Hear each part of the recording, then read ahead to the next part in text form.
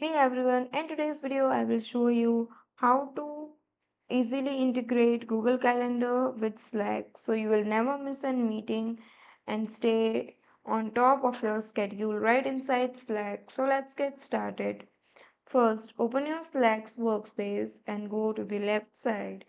You will see here the apps option. Just drop down the menu and click on manage.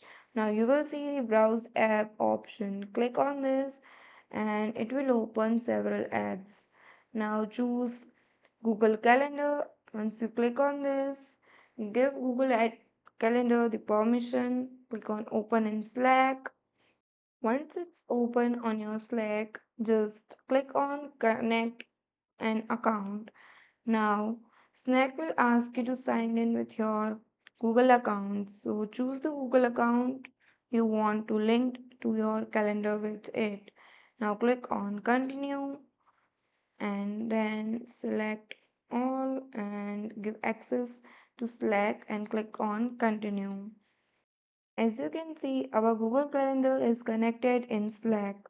So you can receive reminders before events, get daily reminders, and even join meeting directly from Slack.